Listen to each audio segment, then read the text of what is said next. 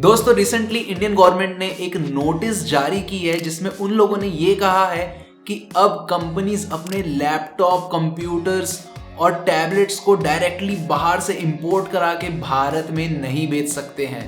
अब अगर कंपनीज को अपना सामान इंपोर्ट करा के बेचना है इंडिया में तो उन्हें एक लाइसेंस लेना पड़ेगा। अभी तक क्या हो रहा था कि ये कंपनीज बाहर से अपना प्रोडक्ट इंपोर्ट कराते थे और उसको मार्केट में डायरेक्टली सेल कर देते थे। तो अब डायरेक्ट पॉइंट में आते हैं कि ऐसा स्टेप लेने की वजह से इंडियन कंप्यूटर मार्केट में क्या इंपैक्ट पड़ने वाला है।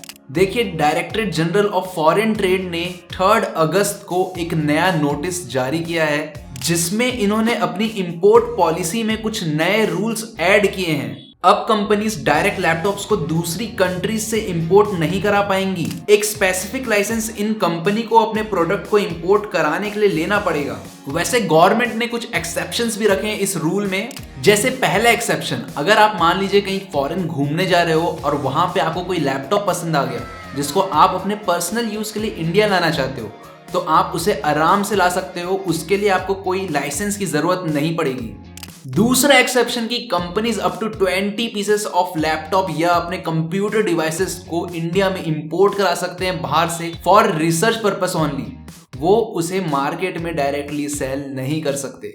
तो अब कंपनीज क्या कर सकती हैं अपना बिजनेस इंडिया में कंटिन्यू रखने के लिए? चलो इसके ऊपर भी बात कर लेते हैं। जितनी भी बड़ी कंपनीज हैं जैसे एप्पल हो गया, आसूस हो गया, एचपी हो गया, एसर हो गया, एक्सेट्रा, ऐसे जितनी भी कंपनीज हैं वो अभी तक अपने लैपटॉप्स या कंप्यूटर प्रोडक्ट्स को फॉरेन से इंपोर्ट करा के इंडियन मार्केट में सेल करती थी। लेकिन इस नई पॉलिसी की आने की वजह से इन सभी के बिजनेस में बहुत ही बड़ा इंपैक्ट पड़ने वाला है। तो मेरे ख्याल से अगर इन कंपनीज को अपना बिजनेस इंडिया में रन करना है तो इनके पास 3 ऑप्शन है।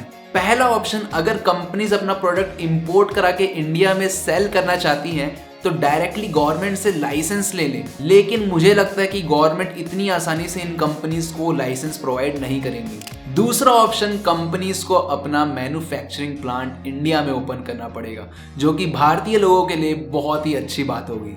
और तीसरा ऑप्शन, ये कंपनीज अपने रॉ मटेरियल्स बाहर से इंपोर्ट करा सकते हैं। देखिए, रॉ मटेरियल्स के ऊपर कोई भी नया पॉलिसी या कोई नया रूल नहीं आया है।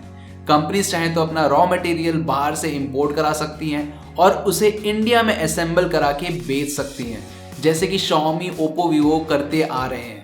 तो मुझे ऐसा लगता है कि मैक्सिमम कंपनीज 3rd ऑप्शन ही चूज करेंगी। तो दोस्तों, इस नई पॉलिसी की वजह से आपकी और हमारी जेब में क्या असर पड़ने वाला है? नो डाउट इससे हमारे इलेक्ट्रॉनिक डिवाइसेस के प्राइस जरूर बढ़ेंगे। और अगर आपको सच में पता करना है कि कितना बढ़ेगा तो आपको अपने नजदीकी लैपटॉप शोरूम में जाके एक बार पूछना चाहिए। देखिए, इंडिया में ऑलरेडी जियो है जिसकी वजह से हमारे यहाँ इंटरनेट प्राइसेस बहुत ही कम है, जिसकी वजह से इंडिया में इलेक्ट्रॉनिक्स की डिमांड भी बहुत ज्यादा है। तो इंडियन गवर्नमेंट ने इंडिया को इलेक्ट्रॉनिक हब बनाने के लिए ये स्टेप लिया है। देखते हैं ये स्टेप इंडिया के लिए कितना सक्सेसफुल साबित होता है। तो दोस्तों, इस वीडियो में बस इतना ही था। उम्मीद है आप लोगों को कोई अच्छी इन्फॉर्मेशन इस वीडियो से मिली होगी। आप लोगों से मिलेंगे एक नई वीडियो में, तब तक के लिए take care and bye bye.